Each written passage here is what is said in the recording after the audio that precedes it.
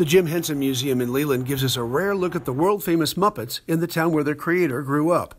The quaint building can barely hold its exhibits, much less a crowd. Emily Kearny says she'd welcome some expansion money. Oh, we definitely need a grant, yes. Even with the Delta's rich culture, it struggles to get its story out, as its people struggle with health care. Every county in the Delta is medically underserved. That means people get sicker. That means people die more often because of the lack of health care. To address all those needs and more, the federal government has instituted what you might call a one-stop shopping approach to getting some of the billions Uncle Sam has to give away for worthwhile projects. We need a bridge repaired.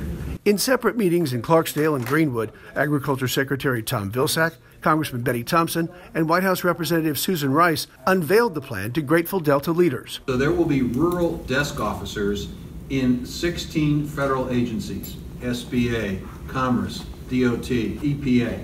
The White House believes a coordinated response from federal agencies will create a faster and more effective response. Those rural desk officers will be responsible for responding to any questions, concerns, or issues that arise from the local folks here in Mississippi. So if, say, a hospital needs to expand to better care for patients, it doesn't have to spend as much time talking to different agencies about the same thing. The Democratic Party operative called this program a way to get money to the people who need it the most, what she called the very definition of equity.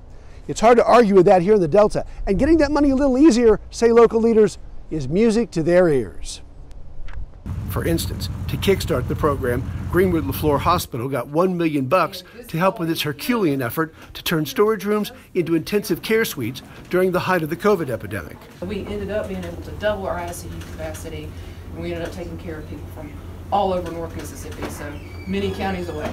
Helping people near and far, and even visitors to a little corner of the Delta where an important bit of our collective childhood might someday get an economic boost. That would be wonderful.